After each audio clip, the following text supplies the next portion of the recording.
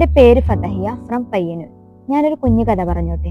ഞാൻ വായിച്ച് എനിക്ക് വളരെയധികം ഇഷ്ടമായ, എനിക്ക് സ്പാർക്കായ ഒരു കഥയാണ് ദ 7 ഏജസ് ഓഫ് മെൻ.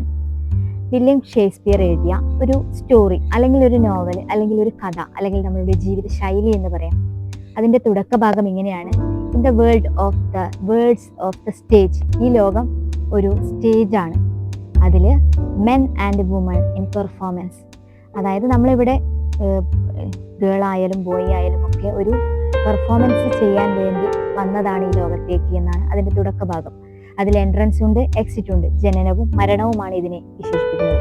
അതേപോലെ തന്നെ അദ്ദേഹം ഒരു മെന്നിന്റെ ജീവിതശൈലിയാണ് അതിൽ വളരെയധികം വിശേഷിപ്പിച്ചത്. The 7 ages of men.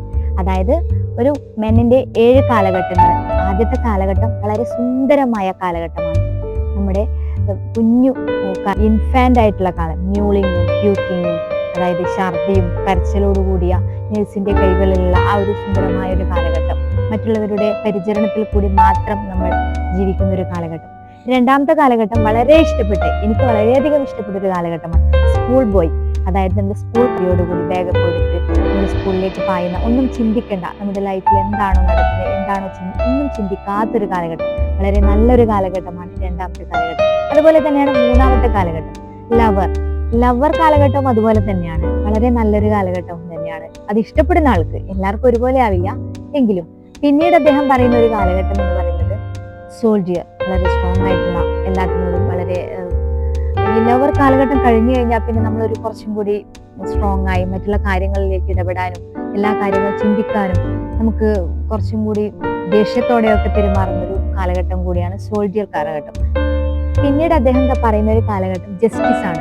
വളരെയധികം സ്ട്രോങ് ആയി, അതായത് നമ്മുടെ ലൈഫിനെ കുറച്ചും കൂടി ഡീസൻ്റ് ആയി മറ്റുള്ളവരുടെ മുന്നിൽ നന്നായി പെരുമാറാനും എല്ലാത്തിനും ഒരു റെപ്യൂട്ടേഷനും, മൊത്തത്തിലൊരു സ്ട്രോങ് ക്യാരക്ടർ, നമ്മളൊരു പാരന്റിങ്ങിലേക്ക് കടക്കുന്ന ഒരു കാലഘട്ടമാണ് ഈ ജസ്റ്റിസ് കാലഘട്ടം.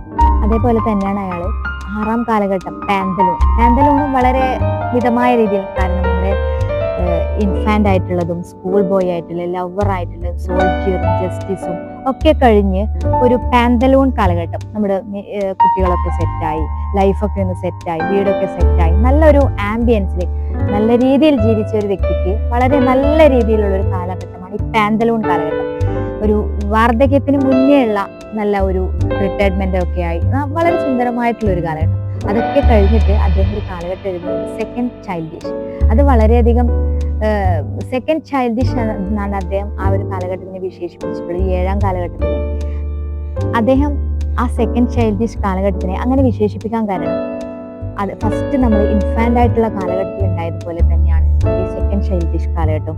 ഒരാളുടെ ഇതില്ലാതെ, അവരുടെ കൈകളില്ലാതെ നമുക്ക് ഒരു കാര്യം ചെയ്യാൻ കഴിയാതെ അവശത നിലയിലും വാർദ്ധക്യത്തിലേക്ക് എത്തുന്ന നമ്മുടെ ആ സെക്കൻഡ് ചൈൽഡിഷ് കാലം, അതും വളരെ ബുദ്ധിമുട്ടില്ലാതെ പെട്ടെന്ന് എല്ലാവർക്കും ഇതാവട്ടെ. അതേപോലെ തന്നെ നമ്മുടെ ഈ 7 കാലഘട്ടങ്ങളും വളരെ സുന്ദരമായി നമ്മുടെ ഒരു ലൈഫ് നമ്മൾ പെർഫോമൻസ് ചെയ്യുക തന്നെയാണ്. ഒരു സ്റ്റേജാണ് ഈ ലോകം. ഈ ലോകത്ത് നമ്മളൊരു ഈ സ്റ്റേജിൽ പെർഫോമൻസ് ചെയ്ത് വളരെ കാലഘട്ടത്തിൻ്റെ ഇടയ്ക്ക് നമ്മൾ നല്ല സന്തോഷത്തോടു കൂടി, ആരെക്കൊണ്ട് പറയിപ്പിക്കാതെ മറ്റുള്ളവരുടെ മുന്നിൽ നന്നായി ജീവിക്കാൻ നമുക്കൊക്കെ കഴിയട്ടെ എന്ന് മാത്രം ആശംസിക്കുന്നു.